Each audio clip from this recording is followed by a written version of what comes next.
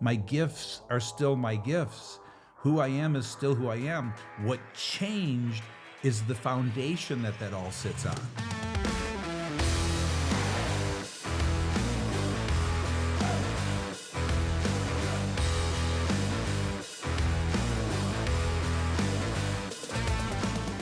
Hello, everyone. My name is Rob Dubé, and I am here with Gino Wickman. Gino, how are you, my friend? I am pretty darn good. Pretty darn good. Pretty darn good. What should we do today? Let's have a coffee shop conversation. Okay. I love it. Shall I explain? Yeah, I think so. All right. So you always turn it over to me to explain these, so if you're a regular follower of the podcast, you know the drill here. But for those new faces and ears out there, what this is for decades, since Rob and I met once or twice a year, we would sit in a coffee shop for half a day and just talk about everything and anything. And so that habit kind of leaked its way into the podcast that we have. And so every so often we will have a coffee shop conversation on a podcast episode, which means just like in our coffee shop meetings, neither one of us knew the topic. We would just show up and talk about what's on our mind. And on average, we get through 1, 2, or 3 topics per episode, and that's what we're about to do. Today, I'm turning it over to Rob to start, which means he gets to pick the first topic. I have no idea what he's about to bring up. And in the interest of full disclosure, if we get to a second topic and he turns it back over to me, I have no idea for the first time ever doing these what my topic's going to be. So I'm kind of excited about what the hell that might mean or turn into. No pressure, but that's usually where you're at your best. Yes, exactly. Yeah, right. Well, we're going to find out. And also, if you're new to listening, the idea around this wasn't so you would hear two guys thinking whatever they're talking about is so interesting, because actually we resisted the whole concept of this, but we did a few and we had really positive feedback around it. And so the other thing that I wanted to share today, Gino, is, we don't get to do actual coffee shop conversations, anything like we used to. It's sad. It really is. It really is. So a lot of times we set time to meet, and we have a list, and we have a lot of business things going on. Yes. So we always start there and figure whatever time's left, we'll get to the other coffee shop topics, which are actual coffee shop topics. And sadly, they don't happen. And yesterday, we got to have a chat. I had some things on my list. We didn't get to them. So one of the things on my list was a curiosity I have around some deep work that you did over your March sabbatical. And if I'm allowed to ask you about it, and if not, this won't make the light of day. This I'm podcast. an open book. You're allowed. I know you went somewhere to have some deep body work, and you said it was a very high level. You did share it was very impactful, and I'm wondering if you'd be willing to help me understand what you went through. For sure. Happy to. Now, here's what's interesting, okay? Because the only thing that keeps kind of flashing into my head, if there were a topic I was going to bring up, it's this topic, but maybe a little different. But it's what happened in March. So ironically, you're bringing up the topic that I was probably going to bring up if something didn't flash into my mind. And so I want to give a bigger context because, the body work that Kathy and I went and did in Austin. And Kathy's your wife. Kathy's my wife. That wasn't like the aha moment. That was one of many things that went on in March. And as I zoom out, it was about a month and a half long period. So I want to give you all of the moving parts and then come back to why it was, I think, a profound month for me. So I took the month of March off, which I don't do that every year. I take a good chunk of time off in March, but August is always my sabbatical. Last time I took March off was 5 or 6 years ago, and I don't know when I'll do it again, but I'll definitely be taking some time off in March. Anyways, in saying that, it was just kind of the perfect set of circumstances where I was introduced to 5 great books, and I wish I could tell you the names of them all, and I don't know the names of any of them, but I'll do my best to remember 1 or 2.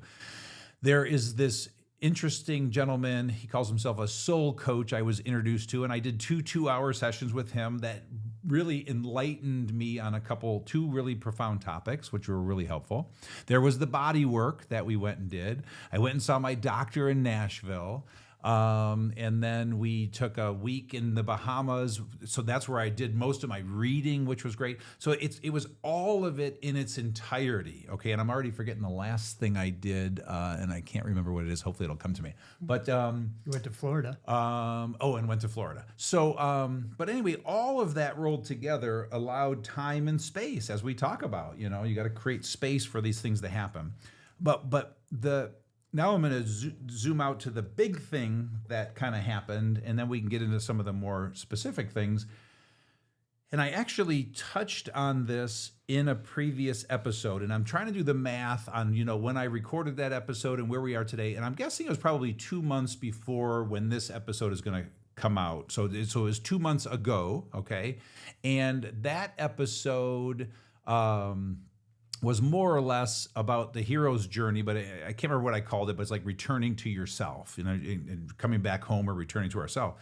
And so the big aha in all of it was realizing the hero's journey that I've been on 3 different levels: a 27-year hero's journey, a 5-year hero's journey, and then a 45-day hero's journey, or 30 days that we're talking about right now.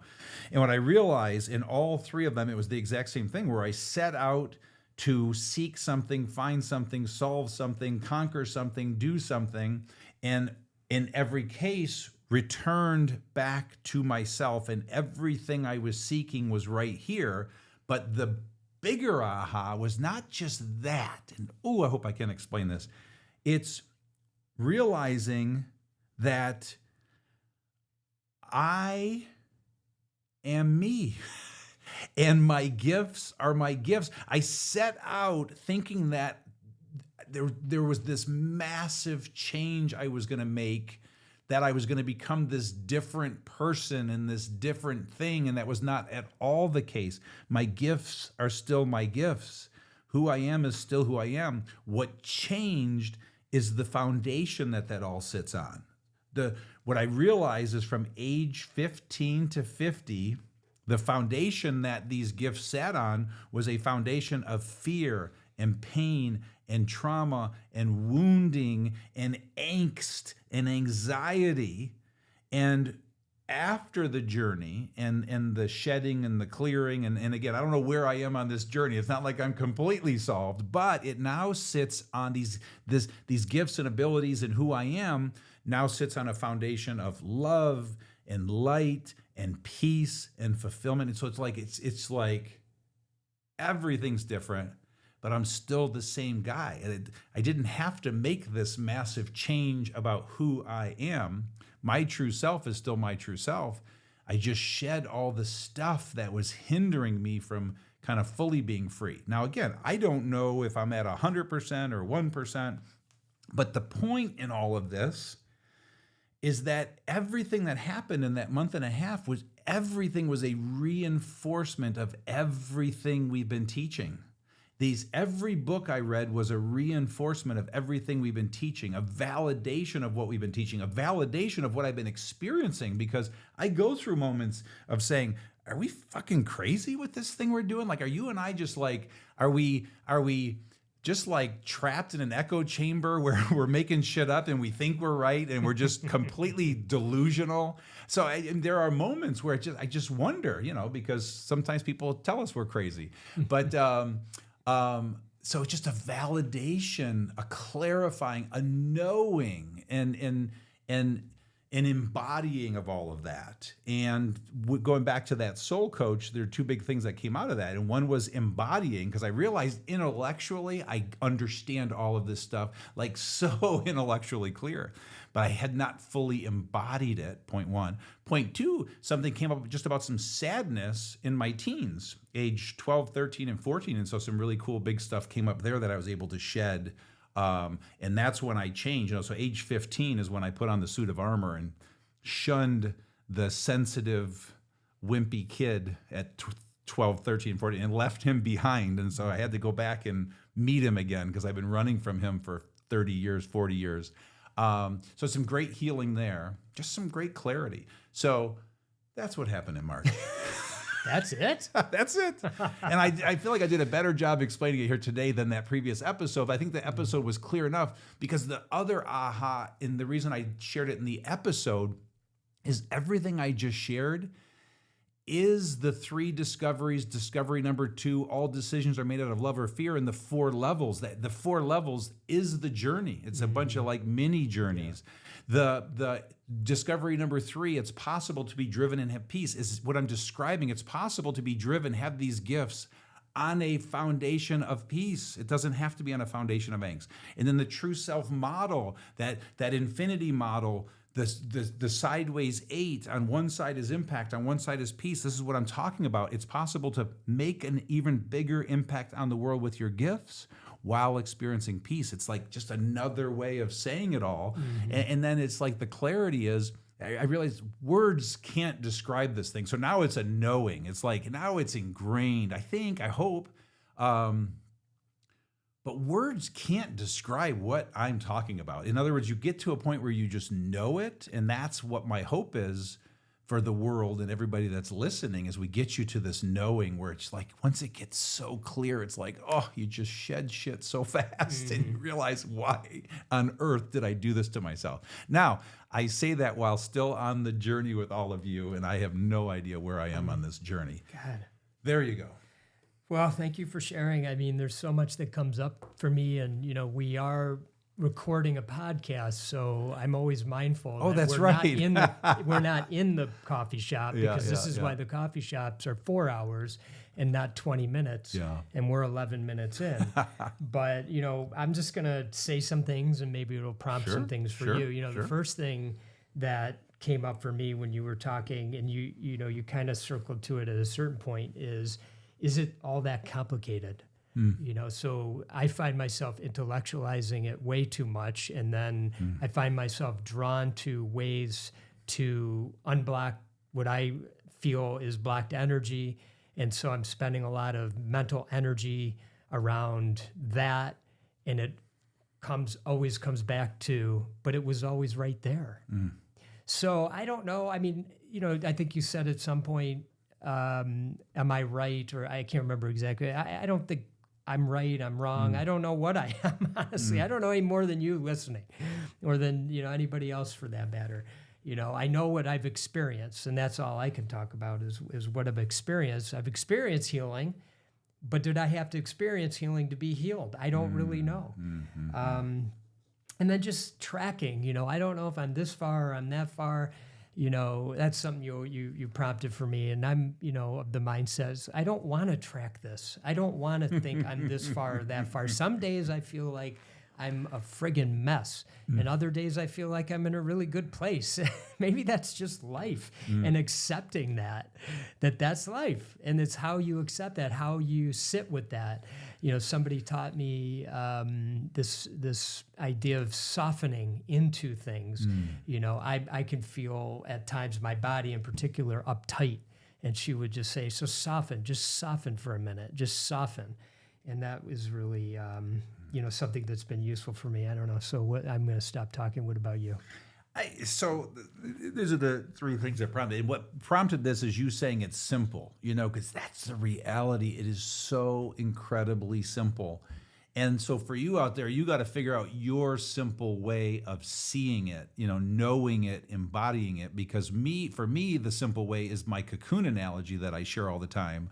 And just simply go back to that episode if you need to hear it again. But the point is, our true self is trapped behind a cocoon that our ego created to protect us. So that's what I did at 15. I put the cocoon on to protect myself from the world, and there my true self was trapped as I went forward.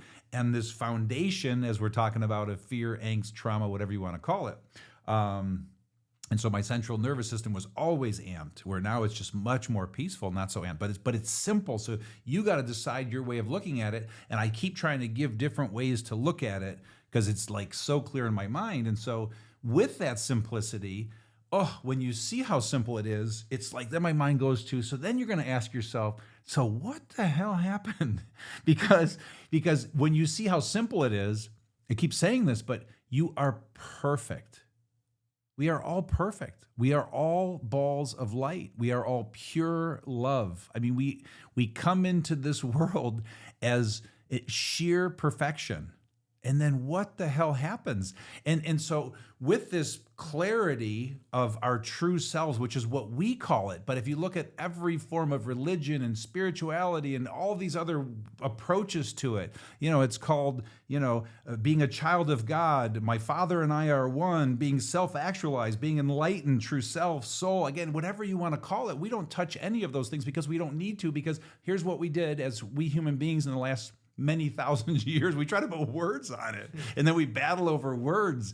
At the end of the day, there aren't any words. It's so clear. And so there we are, this perfect ball of light, and then somehow something fucked us all up, and we hung on to it and lost ourselves. And so then it's possible to come home, hero's journey, come all the way back and shed all of that and come back home to ourselves and be that thing. And again, you're still going to have challenges in life. Shit's still going to happen, challenging people. Life still happens, but it can happen in just a much more peaceful way. Yeah. You're bringing up somebody that we had in on our mastermind in March when you were gone, Steve Ozanich, and he talks about the mind-body connection. And I've worked with him on some things. It's kind of funny because it does come back to simple, And so when he helps you, if you have an ailment like a bad back, or in my case, I had some skin issues, I still have them. And, what he would say to me is, you're holding on to something. And so the skin is a manifestation of that. So just let it go, which that's the next, the next thing I'm focused on intellectually, which I can't focus on that intellectually. You can't do that. And so it's like the knowing, as you said, it's the complete letting go. And I can't even put words on it, but you spend 2 hours with the guy and it all makes sense.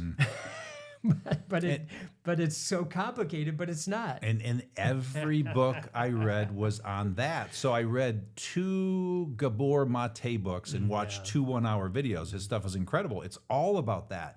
It's The Body Keeps the Score. If you've read that book, it's all about how our minds hold on to these emotions and we just can't release them for whatever reason. We're holding on. Something happened in the past we're holding on to. Gabor Maté, he articulates it so clear. So you read that book and it's so clear. You worked with Stephen, it's so clear. Everything I read, it's so clear.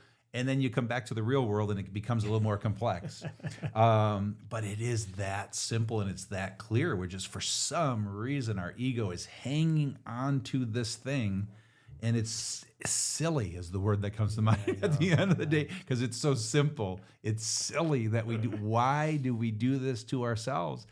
And it just feels like at 57, I can't remember a time that people talked about this stuff more openly. So it feels like we're all heading into a better place where we're all, freeing our true selves, letting our souls shine. And it feels like we're going there. It does. But, maybe we've been here before. I'm not so sure. I don't know, but sure. Well, to your point, time and space. And I feel that, and it's just a feeling, it feels like the world's moving in a way where maybe we're going to have a little bit more time and space, which would be really beautiful because then we'll have time to tap in. 2 books. If I remember correctly, you mentioned one of the books you read is The Power of Presence. Is that the name of it? No. Journey into Now. Journey into Now. Journey into why Now. Did Power of Presence. Okay, yeah. Journey into Now. And that Leonard book Jacobson. is just freaky really because that's like if I were to ever write a non-business book. Because it's very shiny in terms of a lot of shine stuff in there. Yeah. But he completely just lets go. In other words, if I ever wrote something that was 100% not one smack of business, that would be the book. I mean, that book is just perfection. So again, it hit me in the soul. May not hit others the way it hit me, but man, that was an experience reading that book. It's a good one. It's a good one. Hero's Journey is Joseph Campbell, if anyone's interested in that. Yeah, and with that, I didn't read the Hero's Journey book. That was not what this was about. I'm familiar enough with the hero's journey to be dangerous. I've looked it up, looked at the circular model. I get it. I can't teach it to people, but I know the basic premise. You set out to seek something, solve something, conquer something. You come back only to realize it was here. The book Siddhartha, it's the story of Buddha and what happened to him. It's everything is right here. And so I'm just leaning on that teaching, but no, I didn't do any work around understanding that anymore in the last 45 days, but that's what I realized these 3 big cycles were all heroes' journeys. Yeah. All right, Gino, well, thank you for sharing that. I appreciate it. And there's our 2 topics there in one. There you go. Any last words? I don't think so, man. This was fun. Hopefully the audience feels the same way. Yeah. All right. Well, thank you for joining us. As always, we'll look forward to seeing you next time. And in the meantime, stay focused and much love. Thank you for listening in today. We truly appreciate you taking the time to spend with us, and please tune in for the next episode. Until then, we wish you all the best in freeing your true self. Stay focused and much love.